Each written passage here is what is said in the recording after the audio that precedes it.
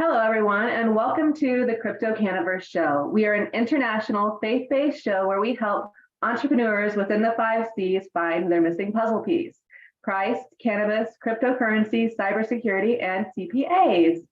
Here at the CryptoCannaVerse, we assist entrepreneurs in growing their business and helping them strategically find investors, advisors, and partnership opportunities. Hosted by Crystal Wampler and Alan Lau, and today we have an amazing guest co-host, Kenneth Null, co-founder of BlockSafe Solutions. Welcome, Kenneth. Thank you so much for having me, Crystal. Glad to be here. Wonderful to have you. Can you take a minute and tell everyone about BlockSafe Solutions and the services that you offer? Sure. So BlockSafe Solutions is a full stack incubation and development service primarily inside of the Web3 blockchain cryptocurrency realm. So what we do is we assist founders and Web2 based companies integrate blockchain technology into their current system or to create full scale projects from concept to launch a project. So we do a lot of developing for websites, smart contracts across different platforms, dApp applications, exchanges, et cetera, et cetera. And then we also offer some front end services such as, legal and accounting, and then also community management, project management, sales, marketing, those type of things. Nice. Are you international? Where are you based out of? Yeah, so we are an international company. We're based in the U.S. Our employee base is very international. We employ developers and designers and marketers from all around the world. We actually just got back from we have one of our guys that was at Token 2049 in Singapore last week, and he's currently in the Philippines working with some of our contacts there. But yeah. So we're more heavy in the U.S. and Asian markets. We're trying to break into Europe a little more heavy now, but we're definitely international. We work with primarily Web3 based projects, but we do also assist 2 or 3 different Web2 based companies with just basic front end development and things of that nature. Nice. Well, thank you for joining us. I appreciate it. Happy to be here. Our show schedule is booked through February 2024. If you would like to be a guest speaker or learn about the companies on our show, please reach out to crystal@canethics.com. You can be ethical in business. Today's show is broadcast live in multiple Facebook groups, TikTok, Twitter, LinkedIn, and YouTube. Our strategic network comprises of business owners, Web3 launchpads, VCs, family offices, blockchain companies, and crypto hedge funds, high net worth CPAs, attorneys, investors, and angel investors. Before we introduce our guest today, Alan, will you please talk about our Bible verse? Yes, thank you so much for everyone joining our CryptoCannaVerse show. Really appreciate your time. For here, today's Bible verse comes from 2 Timothy 1:7. For the Spirit God gave us does not make us timid, but gives us power, love, and self-discipline. I believe this comes from prayer. I think praying for the Spirit to be among us, and I truly believe the Holy Spirit is always among us to give us direction, give us life, give us a way. Sorry, so just started recording. No, actually, we just gave Bill the rights to record as well, so we are live. All right, thank you. So the Spirit of God is basically just being amongst us and giving us direction, giving us wisdom, giving us a way of life, knowing that your plan is prepared, your life is prepared. As long as we continue to trust and believe and be patient and wait, your time would come. But the Spirit really guides us to the right path. So that's a little bit about what I felt with this verse. Thank you, Crystal. Thank you, Alan. Appreciate you. The CryptoCannaVerse show presents speaker Bill Decker, Board of Directors, Next Chain Ventures, today, Friday, September 22nd, 2023. Bill is an all-purpose infielder in business. He's been a CEO, a CMO, and a sales executive. He is chairman of Next Chain Ventures, a venture advisory firm raising money for blockchain firms. His career has taken him to 5 continents and 65 countries. He prefers the work of CMO, which is what he does now. Bill is a New York refugee living in Denver, Colorado. After a dismal career as a stand-up comic, He gets his comedy out by appearing on TV, radio, podcasts, and conferences. He has written 11 books, including the underground best-selling series Lessons from the Road. Next Chain Ventures helps investors de-risk their positions in blockchain, crypto, and NFT companies. Next Chain provides venture advisory services for startup and early stage companies, including raising capital, strategic management, marketing support, and pitch refinement. Welcome, Bill Decker. You're on mute.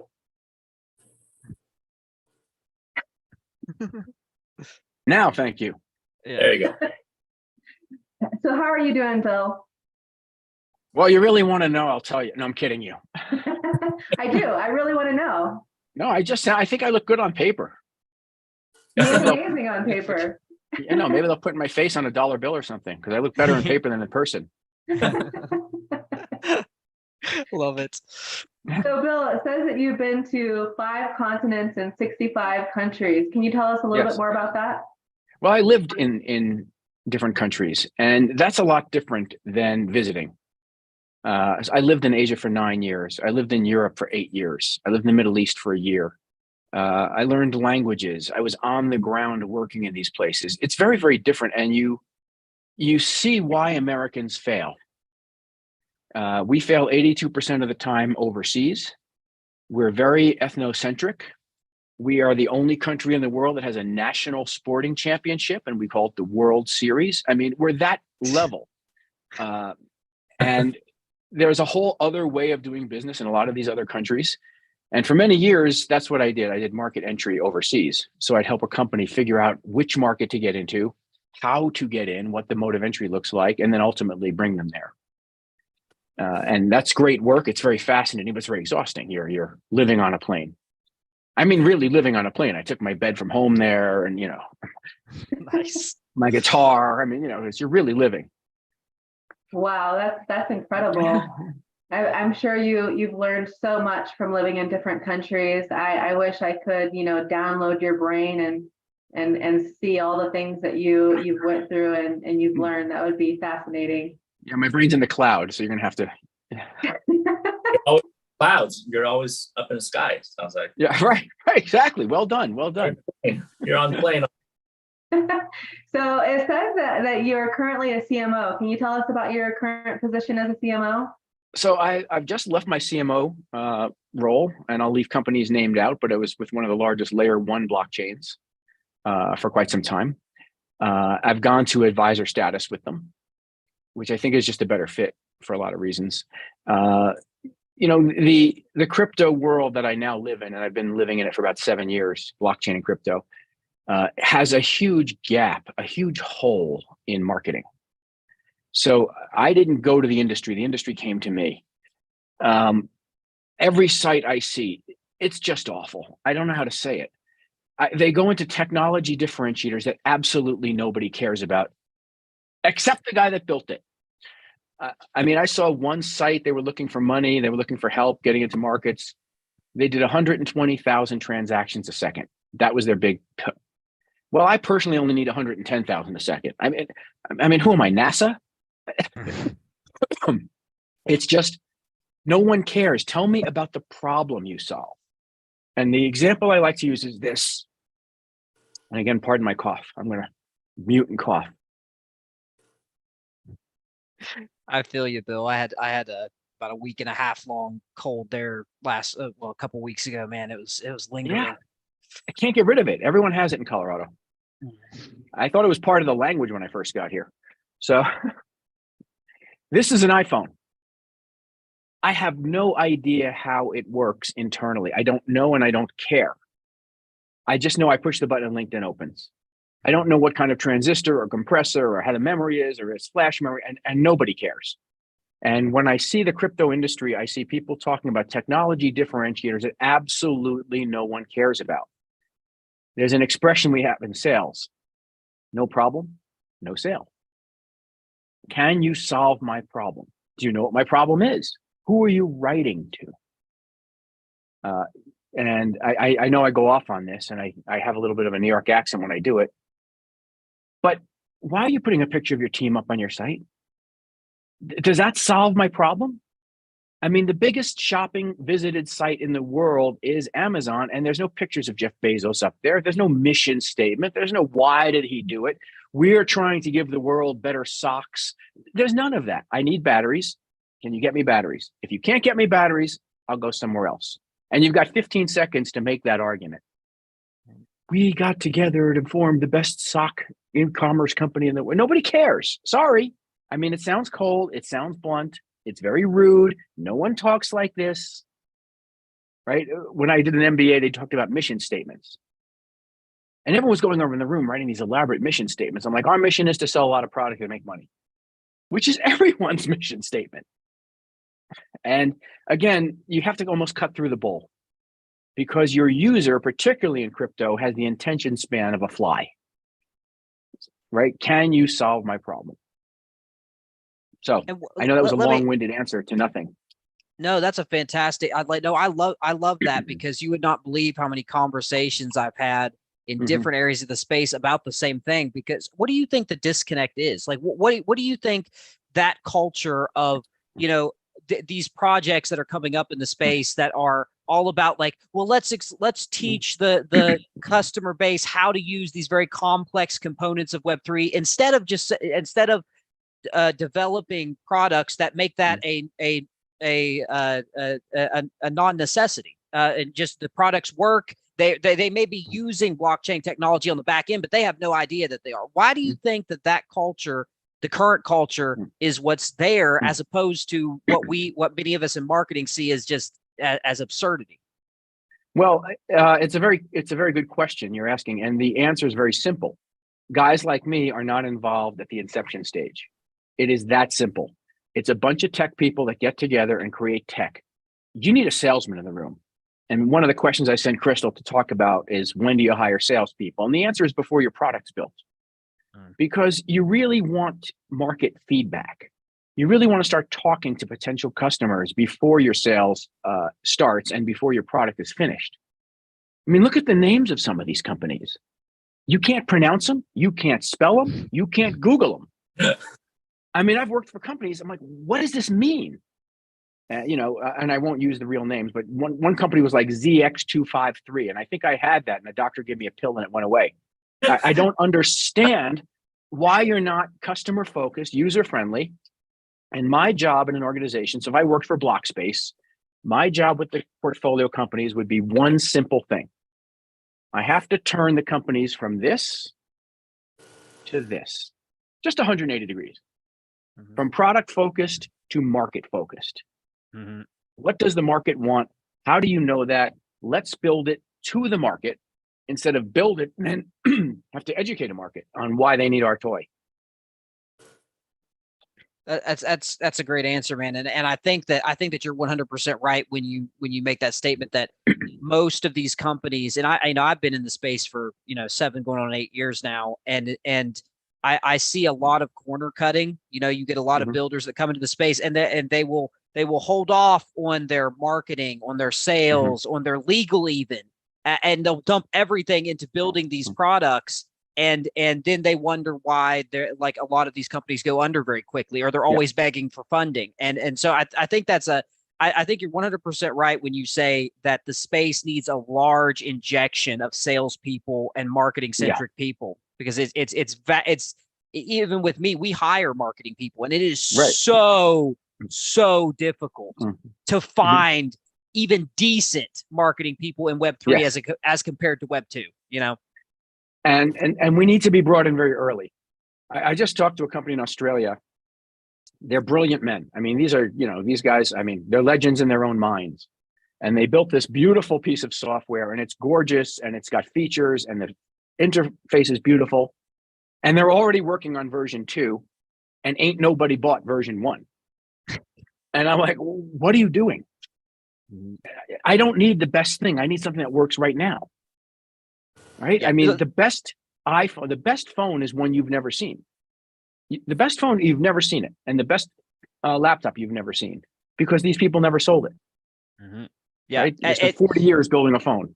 Yeah. That's a fantastic point, because just like you had that example, a few days ago, I was speaking with a client that we're building, and they were talking about development that was, 4, 5, 6 years down the road without ever even beta testing the current model, right? And that's the mentality, right? That's the mentality that a lot of these guys have, and they are brilliant. Like, let's be fair, there are some tech developers and founders that are doing very brilliant things.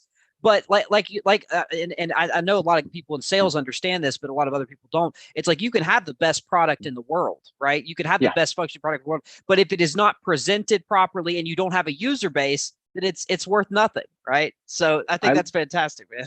I love this example. I have a product, it costs 5,000 retail. My margin is 2,000. That's 40%. 29 million Americans need it. And for 27 million of them, it's free. I can distribute it via house to house or retail. Do you really care what the product is? Right? Do you really care?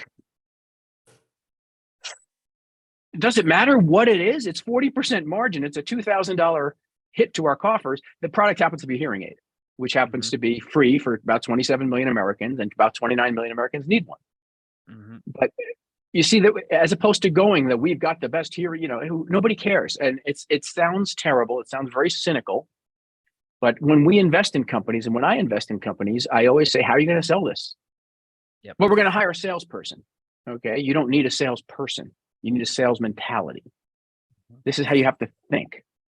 How are you getting up? Who's getting up? Well, John is good at operations and sales. No. Sales is a mentality. It's like working out. Right? When you ask people, do you work out? The answer is, yeah, I have a mentality for it. I'm eating right. I'm exercising. I'm getting the beautiful Colorado weather. I run, I bike, I ski, whatever it is I do. It's a mentality. It's not a one-time go to the gym. Yep, for sure. And do you think that part of the kind of culture of cryptocurrency in general has kind of played a derogatory role in this? Because if we look at things like NFTs, for example, which was the big thing during the last bull cycle, a lot of that culture was built around hopium and dreams and these big fantastical ideas and stuff. And you never saw on crypto Twitter or on these big events like in NFT NYC, you never saw people focusing on the brick and mortar or the business structure.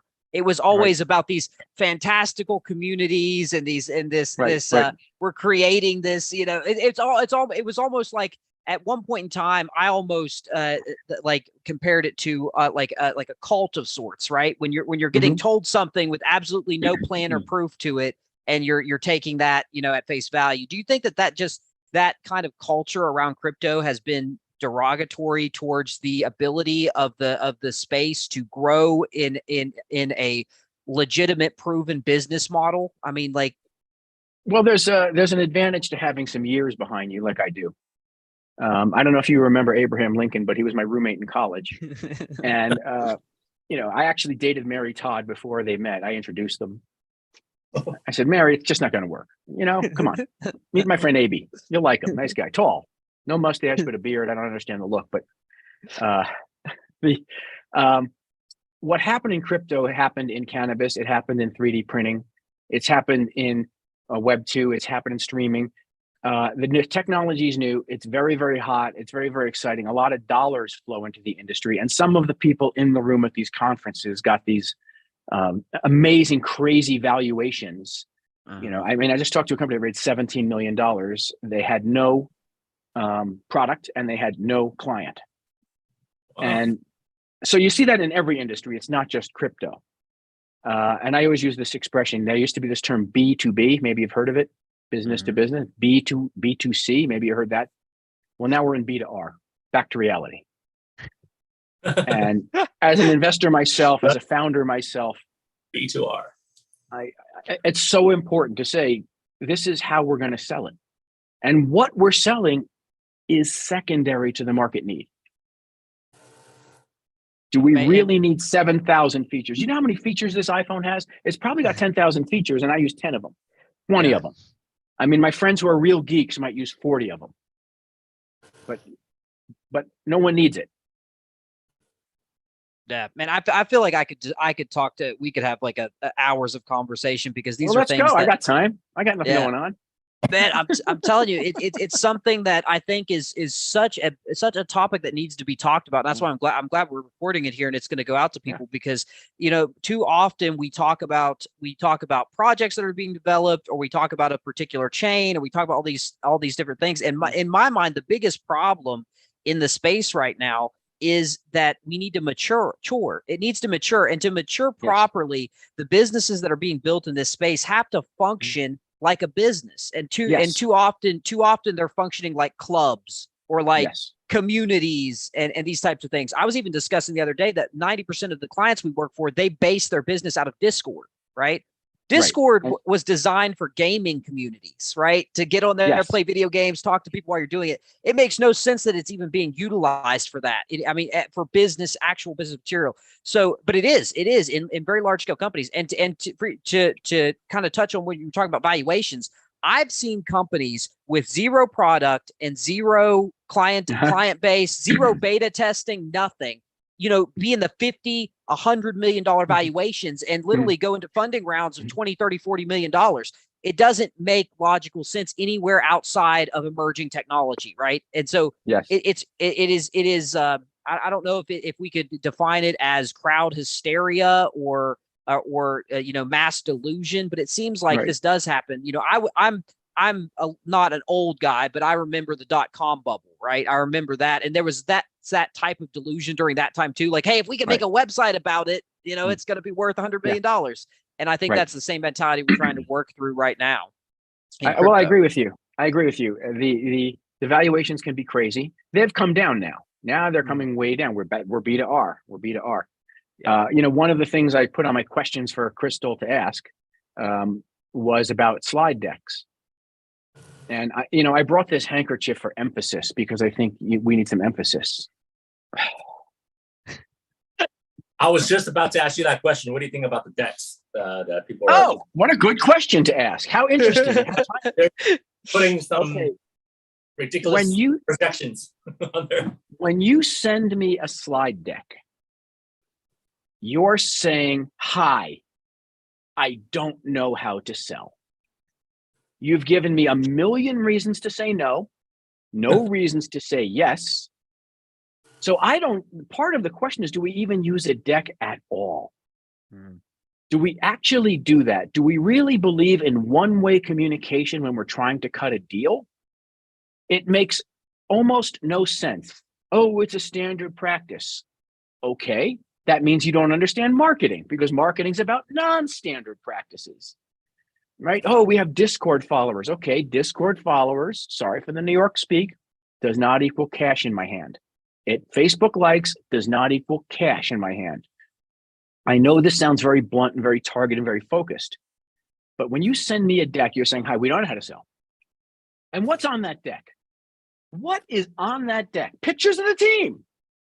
Oh, great. You know, I'm not a pretty guy. No one wants to see a picture of me. I have a wig and a nose glasses mustache thing I can wear if I want to send a picture. It just makes no sense. First slide.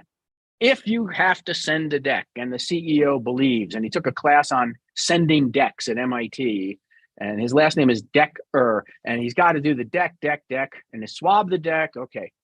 What should be the first slide? How do I make money as an investor? And the example I always use is probably most of you people own some Amazon stock. And I'll bet most of you don't know the businesses Amazon is in. You probably know about 6 or 8 of them, right? The web, the storage, right? The cloud service, the e-commerce engine, they own Whole Foods. They're in like 1,500 businesses.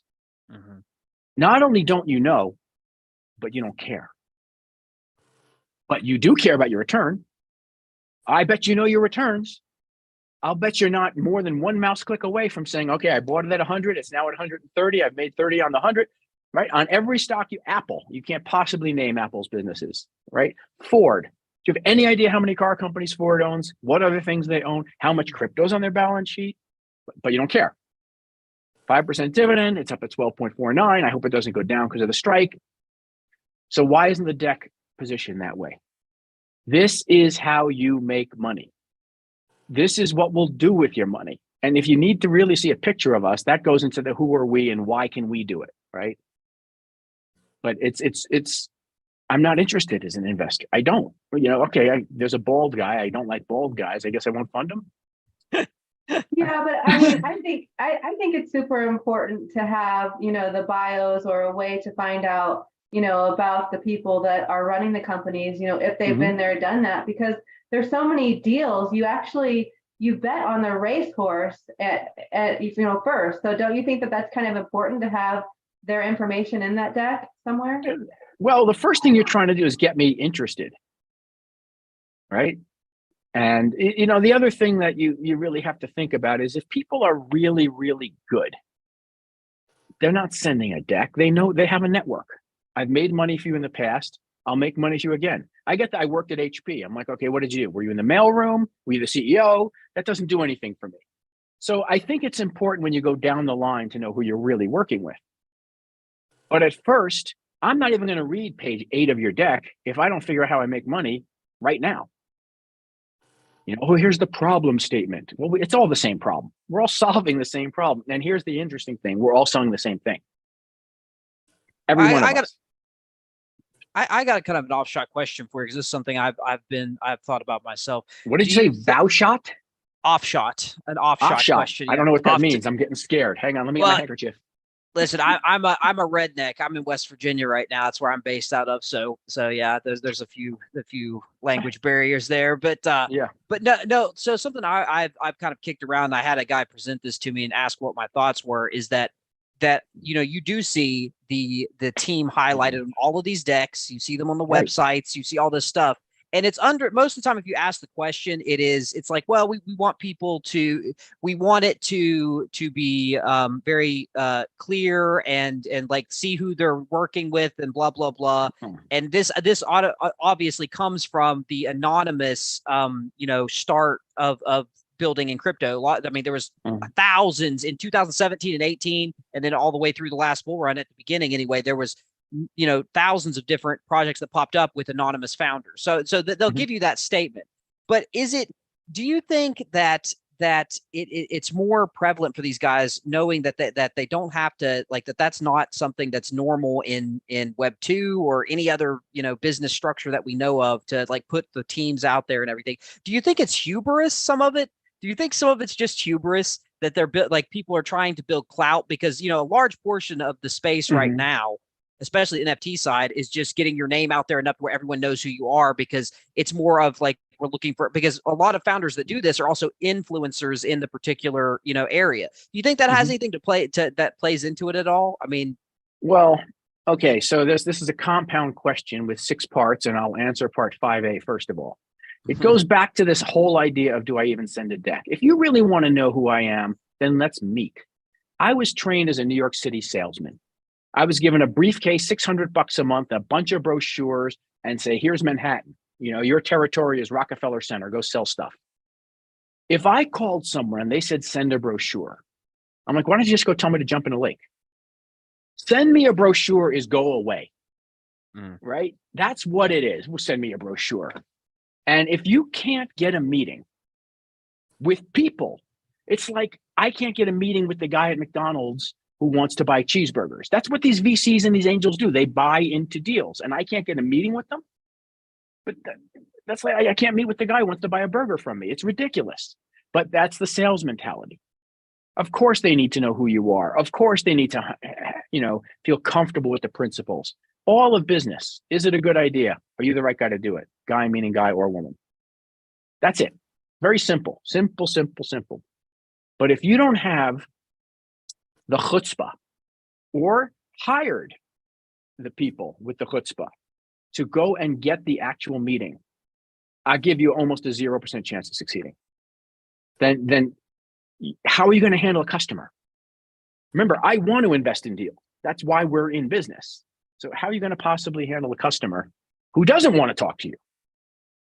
Right? Let's say you're trying to pitch to CrowdStrike. You think they're sitting around waiting for you to call? They're busy. They're doing stuff. And busting down that door and kicking it in. If you haven't got that core skill You have to figure out how to get it fast.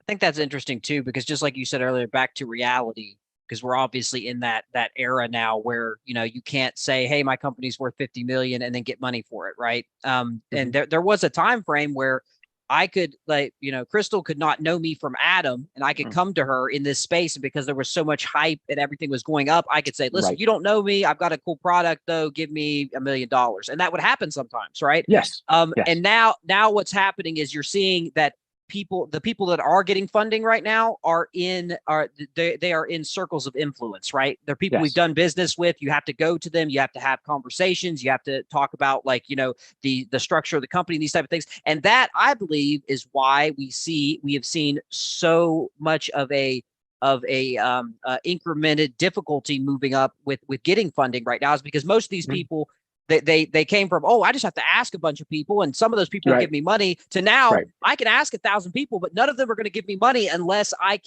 know them, or I've done business with them, or I can present it to them, and they don't have those skill sets, right? So I think that's the place we're in. It's a big reality check, man. I have had people that I have worked with and done things with in the space, and they've been around, even some of them have been around for 4, 5, 6 years, that have completely stepped out of the space now because they've been confronted with that reality. It's like, you cannot sell your product. You cannot get funding for your product because you don't have those skill sets.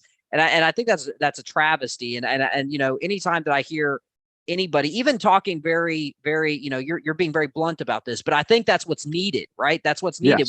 We need to slap people across the face and be like, listen, this is the reality, guys. This is real business. Like, it's not as easy as putting 1,000 DMs out on Twitter and you got all your money coming in. Like, you have to beat the streets down with this. So I think that's awesome. Could I ask you to do, I started in door-to-door sales many years ago. So you got it. And if there's any young people listening to this who want career advice, my line is get a job in sales. 100%. You'll learn more than you did with an MBA. Are you smoking on the video? Are you vaping on video? I absolutely am, man. Most of the time I don't have pants on. I actually have pants on today. So for this, I put pants on for it. So this is a rated G show.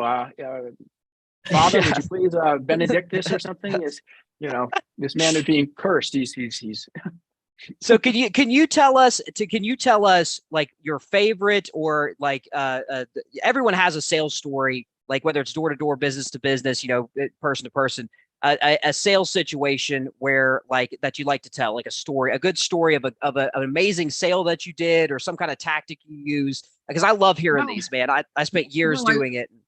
Rather than tell you a sales story, I'd like to tell you what the best sales tool is. And that tool is used in every story, as opposed to this one-time thing where I'm a god, because, you know, sales is always different. You never know what's going to come at you, and you never know why people buy. And I believe that there's no such thing as irrational. You know, this has the best mileage, this has the best repair records. Yeah, but I want it in purple, and, you know, they're the only ones who make it. And that says that's irrational. Well, it's rational to me. I wanted purple, they have purple. So people have asked me, what's the best sales tool?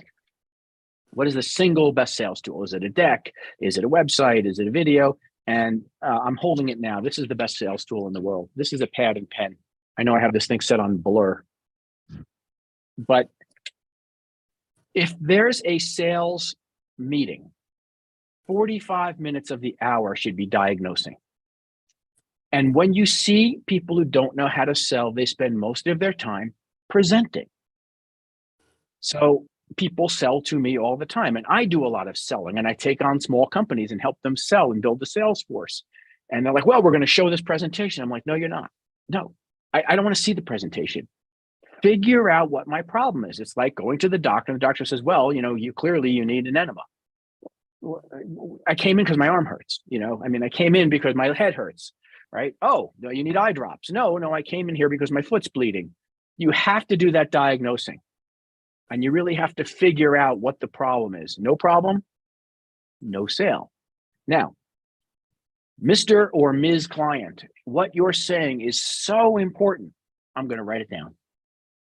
That's how important it is what you're saying. So I am actually listening while I am writing. Active listening. I'm taking notes and I read them right back to you. Well, Crystal, what you've told me is your biggest problem is not enough leads. You don't like software. You really don't want a cold call. You have a budget of $100 a day. Right? Have I heard you correctly? You know, then I can apply my solution, which is 5 minutes. Maybe it's 10 minutes. I know a CFO, Yep. and she has to sit through a million presentations, and they put a binder in front of her, and then they put on the slideshow. They turn on the light bulb, which means everyone's sleepy. And she's a CFO. This is a busy woman. She goes right to the last page. She just flips to the last page. What does this thing cost? Right. Let's figure that out. Headhunters. Well, Bill, what's your salary expectation? What? None. You know, why don't you just tell me what it pays? Why are we playing that game?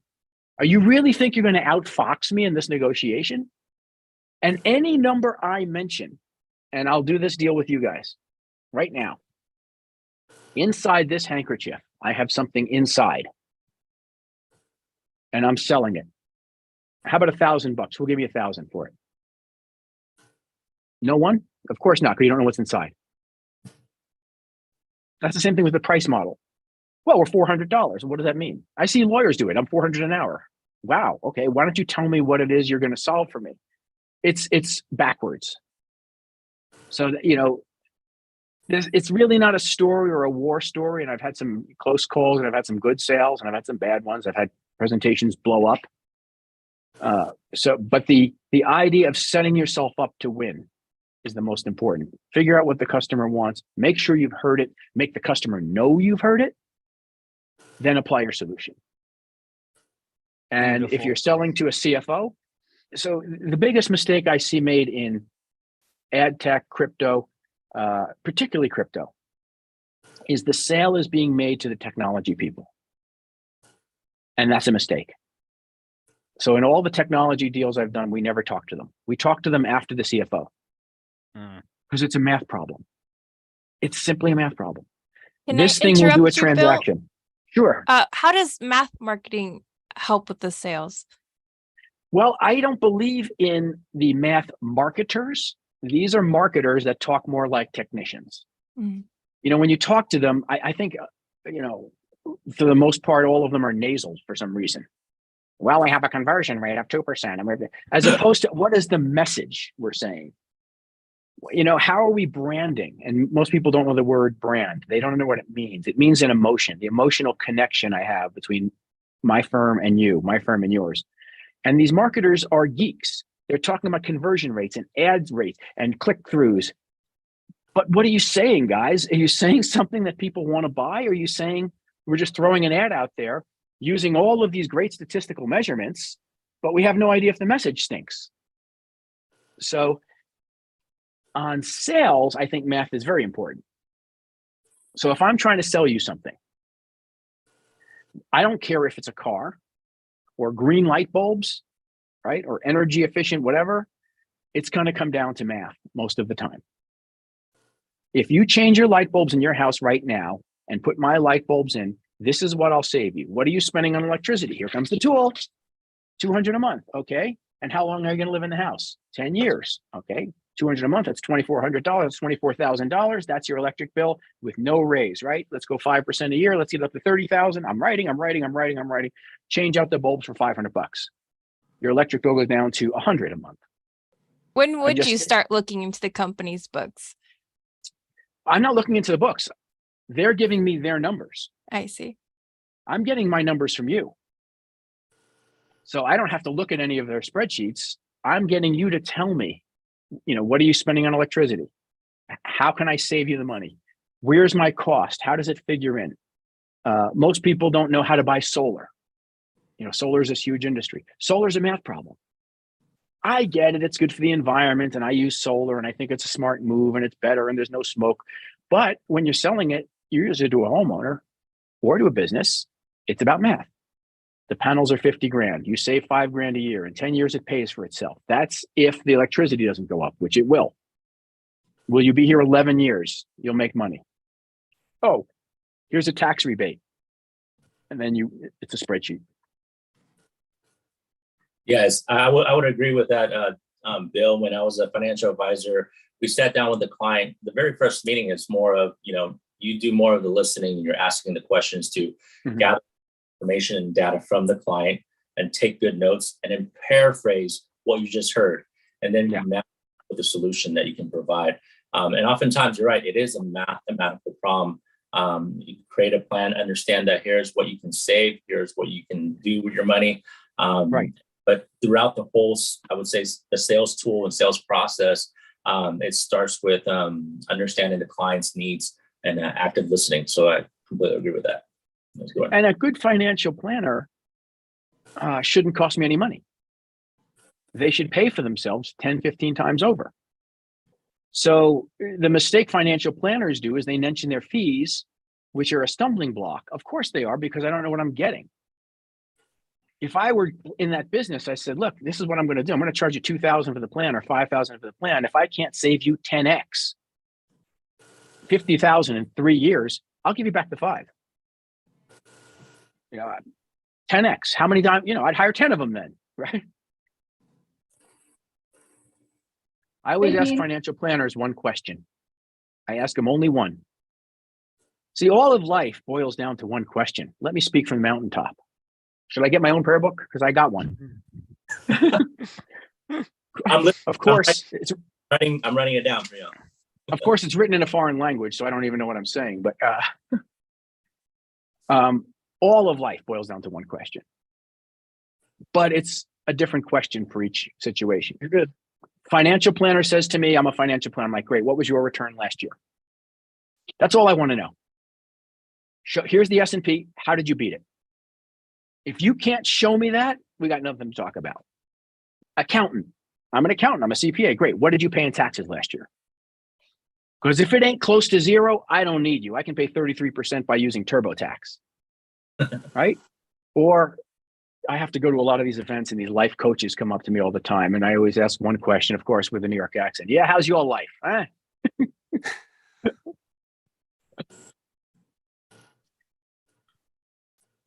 Come on, panel, throw them at me. You got me going now. I'm trying to let anyone else jump in here. I know I feel like I hog the stage sometimes because I always have questions for everyone. And like, obviously you've been in a lot of the industry that I myself have. And so obviously, I'm going to bounce tons of things off you, but yeah, please. I mean, if anyone else has anything, go ahead and butt in, tell Kenny to shut up. Because I mean, I'll sit here for 2 hours and talk. No, speak up, Kenny. Yeah, this is great. I feel like I'm an audience of your guys' podcast. You're seeing a lot of different deals or different companies that needs to raise money since your next ventures. I'm assuming you invest, right? Your venture capital. What kind of companies are you specifically looking for in this time period? Because I mean, we go through different phases in either the economy or technology phase or a cycle that we're going through. Like, it has a spot that they're looking for. You're not going to be overweighting in one area compared to or underweighting in the other. So current market right now, like, what are you looking for? Well, everyone's looking for the same thing. First of all, we're all selling the same thing. We all are. We're all selling a picture and an image of what our product or service does for you. And we're all buying the same thing. We're buying a return. That's what we're looking for. The industry that I like is blockchain, crypto, SaaS. That's good. But what I'm looking for are companies, and I will do these services for people. They'll have to, of course, write me a check, who understand marketing, who really understand. And the technology is secondary. It is so secondary. If you can show me, we know how to sell this. We have sold this. We know how to market this. Instead of showing me a deck, where's your kick-ass video? Where's your great sales presentation? How come you're not explaining this to me slowly and simply in terms that my mother can understand? Who is your target market? How many of these companies don't have a target market? And they say, well, who are you selling to? Well, everybody. I'm like, my mom? Well, not your mom. Oh, so everybody but my mom. My daughter? Oh, no, not your daughter. Oh, everyone but my mom. It's like a Stooges movie, right? Or Marx Brothers routine. Do you understand who you're selling to? There's 4 questions that you have to answer in marketing anything. Who's the customer? I don't know how many companies don't know who the customer is.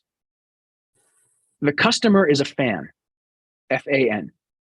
That's your fan. They have the finance, they can pay you, they have the authority to make a decision, and they have the need. If they don't have that, they're not a customer. Distributors aren't customers. Channel partners aren't customers. Influencers aren't customers. These are not customers. Customer can write you a check. They have the authority to do it. They have the need. I can't tell you how many companies don't know that. Well, we're selling to Ernst & Young. Well, Ernst & Young is never going to write you a check. What you're hoping is Ernst & Young puts your product in their bag and distributes it for you so you don't have to have a sales force. Good luck. They've got 10,000 of those offers a day coming in. Who's the customer?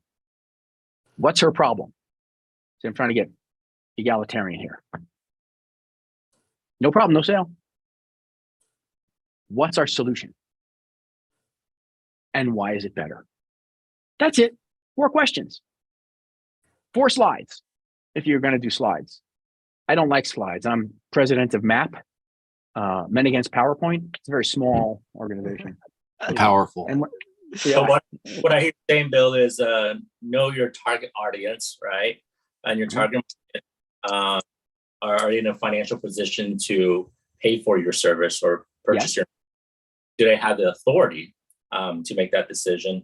And how does it make them better? This is kind of what I heard you saying. Is that correct? Yeah. Why is our solution better? Yeah. Why is it better than what's out there?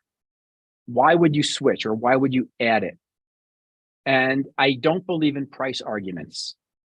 When someone says, well, you know, so you hire me, I'm several $100s an hour, and say, well, Bill, this guy's cheaper. I said, okay, I haven't done my job. I just haven't.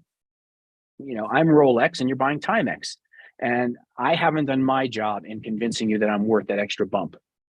So that's not your problem, it's mine. And I blew it. But people don't even know who their client is. I mean, I can't tell you how many startups I sit down with. I'm like, who are you going to sell to? Well, you know, everyone. I'm like, okay. When I look at crypto, blockchain, NFTs, what interests me is not going after the same 30 million people. So when I was CMO twice of these crypto companies, I would never speak at a crypto conference, ever. That's why if you go to crypto conferences, you never heard me speak. I'll speak to the National Association of Retailers. I'll speak to importers. I'll speak to real estate. I'll speak to the car guys. I want to be the crypto guy in the car room. I want to be the crypto guy in the banker's room. I want to be the crypto guy in the plumber distributor room, as opposed to going after these same 30 million people that everybody's going after with a shinier whistle. It makes no sense. It's easier for me to convince a novice that my solution saves them time, money, and effort, and maybe even makes them money, versus getting someone to switch from Cardano to Solana to Ethereum. It doesn't make any sense to me. It's a bad way to pitch. And there's 30 million of them versus the, I don't know, other 8 billion out there. Could I ask you another question? So from your A dark question? No, another question. Oh, So okay, you're from West Virginia. We need a translator. no, yeah, it's Let's so turn funny, on the man. subtitles, please. Yeah, Amanda, Yeah, would you see what interpret comes for out. us? Translated to So- subtitles. So if with your experience in the marketing and sales side of the space, what are a couple, I mean, we're talking about the negatives and what we see needs to change in the space and develop and to, you know, to take it forward. Give me 1 or 2 companies or projects in the realm of cryptocurrency, blockchain tech that you think are doing a good job as far as from the marketing and sales side that are doing it well. Well, I don't know how they're running their company internally because they've had a lot of problems, but I think Coinbase is doing a really great job. Coinbase has taken on a niche. It is not the cheapest. They get money on the spread. You know, if you've seen their 10K, they make a lot of money on the spread. True crypto enthusiasts are not going to use it as much because of the spread. I want more crypto for my money. It's simple. It's easy to install. It's an easy name to pronounce. You know, some of these wallets have names you can't pronounce. There's cool little videos, little cartoon animated videos on a lot of the tokens that teach you what Stellar Lumens is, that teach you what Ethereum is. The transfer back and forth on the product side from bank account to Coinbase is very, very easy. They've made it very, very painless. You know, you go to like, I don't know, 𝐂𝐫𝐞𝐞, and it's difficult to send the money. You know, I had to actually wire money in from a bank account because they had a token I couldn't buy, which is, I got to sit down in a bank? Really? And spend $30 and get in my car and drink bad coffee and then drive back. So I think Coinbase is doing a great job. There's a company that I'm getting involved in. I would love to tell you the name, but I can't. They're an NFT company. Now, NFTs. Sorry, but I don't believe in the collector model. I just don't. And that has been crashing, as you saw. Bored apes for $40,000 now, $15. So I don't believe in that side. And I don't necessarily believe in the artist's side. So we're going to set up a company, all of us, right? All 8 of us right now. And we're going to sell NFTs. Well, who are we selling to? We're going to sell to people who have no money. Oh, that's a smart idea. Remember the finance authority, finance, number 1. But NFTs solve real business problems. NFTs enable business processes to move much faster. I did a deal with one of the largest real estate companies in Europe. I was just a sales guy with a briefcase, and they do real estate, and they have apartments, and they have 150,000 apartments. Well, how many documents are associated with each apartment? Oh, 10? 500? And I'm not just talking lease. I'm not just talking insurance. I'm talking refrigerator repair manuals, the crack that got fixed in the ceiling, right? The carpet installation warranty. An NFT solves that problem very, very neatly. The apartment costs $500,000. The NFT is what, $3? The cost is negligible. But what will it cost me to make a $3 sale? Amazon, it costs Amazon $40 to get a customer. And I'm not Amazon. So let's say it costs me $150 to get a $3 sale. It doesn't make any sense. But to get 100,000 $3 sales, and it cost me 10 grand, that makes a lot more sense. Well, I like that both of those examples that you mentioned are focusing on a client base that 95% of the space isn't focusing on, because 95% of the space is focusing on crypto-centric people, which is a very small margin. Coinbase and then the application with the real estate are focusing on the entire human population, right? Anyone that wants to invest, or anybody that has to have an apartment or an apartment company or any of these type of things.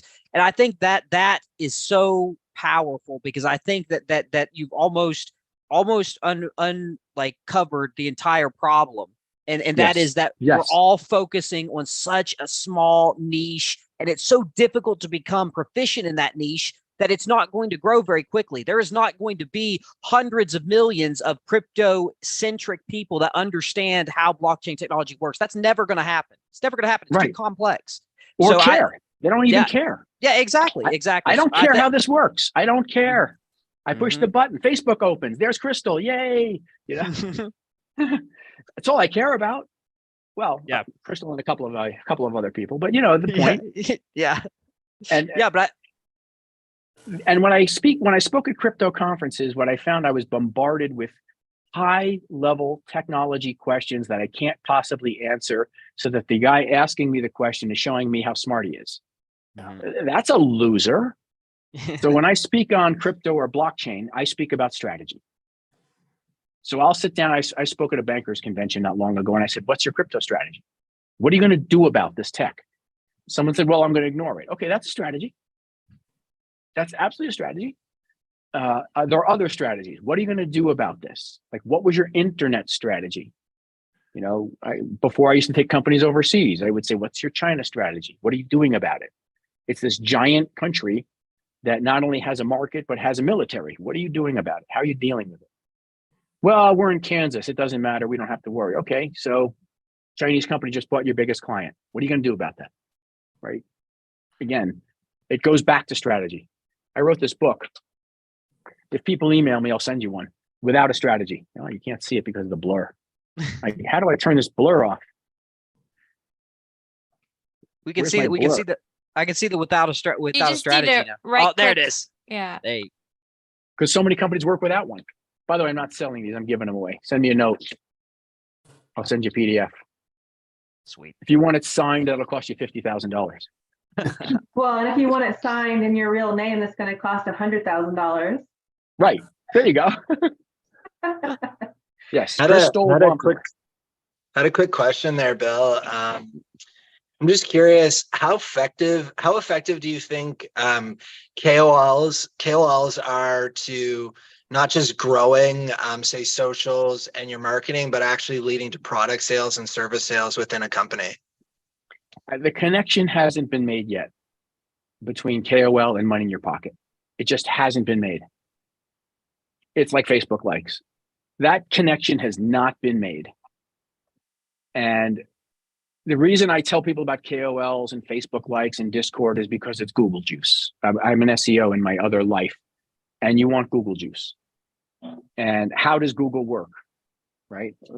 The biggest market in the world is not China, it's Google. And it works by having lots and lots of different people talking about your product and lots of different people talking about your site. So I haven't seen the link. If there is one, I'd love to see it. I hope that answered your question. We have Sorry. someone asking what KOL is. I'll let him tell it.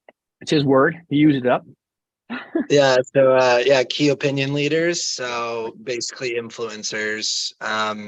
So like being in the crypto space, like there's so many people out there, like I'm in crypto Twitter quite a bit, do different shows for our company, and we're starting a marketing strategy where we're going to be, amping up our spaces and bringing in KOLs to come in and bring their followings in to talk on specific subjects about AI development and education and different things within an organization. So we know that it is going to grow our socials. We know 100% it will, but the whole point of us doing a big event that we're doing next month, which we expect potentially 2,000, 3,000, 4,000 people in the Twitter space with us, is to launch a product, to launch an AI chatbot that we want to ship out to Web3 first as a proof of work, but then to move that into the Web2 industry as well too. So crypto is going to be, a proof of work for it. We're going to help with education there, those services. But the thing is like, it's like, we'll see if any sell, you have to pay these KOLs, right? Some of them, but some of them we have like other types of relationships with. There's one that we do have a payment agreement with. But yes, some of them, but not all of them. No. Okay. So there's an expression I use. Do you want to be in the newspaper or do you want to be the newspaper? Right. And I'm a believer of being the newspaper. Yeah. I would take all that effort and strategy and managing of these people and say, we have to have our own key opinion leader. We have to have our own thought leader. I mean, that's what people are buying. They're buying thought leadership. And the supposition you're making is that these influencers can bring followers with them. That's assumption one, which is, are they portable? These are not followers of a cult. These are people who, say, I don't want to go to that site. I don't want to go to that webinar. And then that even if they come, will they actually buy anything, right? And these are such leaps of faith, and you spend a lot of time and even money doing it. I would rather develop my own in-house leader. I did this with 3D printing. When I got into 3D printing, this is 10 years ago, I went to a conference and there wasn't a marketer in the room. There just wasn't. And I said, okay, that territory is wide open. So I'm going to become a thought leader. Well, gee, how are you going to do that, Bill? Because you don't know anything about 3D printing. Well, first I wrote this book called How to 3D Print Money. And I don't mind telling you that this book is absolutely awful. I dictated it. I had it formatted. I had it spell checked. I sent it to Amazon Print on Demand. It became the best-selling book in the industry. I don't know why, because it's rotten, but we know how to sell books. We're marketers. We're not writers. Then I set up the Association of 3D Printing, which was the biggest trade association. So we took the thought leadership. Now, people would ask us, well, I'm coding an airplane with a B-57-4 coding, with a 3D printer with an X5, and I don't know the answer. I'm Madison Square Garden. Our members play the basketball, right? I'm just the garden. That guy sells Coke, that guy sells programs, that guy plays basketball, that guy parks cars. So we became a coordinator, but in that we adopted thought leadership status by using the expertise available as members. The best part about it is we didn't pay them. They paid us to be in the association. So we took this. Where did I learn this? Hey, Bill, Where did I learn that? Bill, I'm sorry to interrupt, but we have 30 seconds. Can you wrap up in 30 seconds, please? 30 seconds, bill@nextchainventures.com. Send me a note. I'll send you a book. Wonderful. Thank you so much for joining us, Bill. We appreciate you, and we loved hearing about your expertise in marketing. Thank you, Alan. Would you mind wrapping up in prayer so we can end the show? You got to invite him back. Thank you so much. Yes. Let's pray, everyone. Heavenly gracious Father, Lord, thank you so much for another wonderful and great CryptoCannaVerse show. Thank you so much for Bill Decker from Next Ventures joining in our team today to inspire us, but educate us about marketing. I think that is one of the biggest component on sales, on how to target your audience, how to create a company that is focused on who's going to be purchasing and who's going to be investing in it. And it shared with us a lot of his insight and his experience in his life. So thank you so much for him coming onto our show. Continue to lead the way in all things that we do, protect all things that we do in terms of our path where we're going to go. And may we have a good weekend. In Christ's name, we pray. Amen. No problem.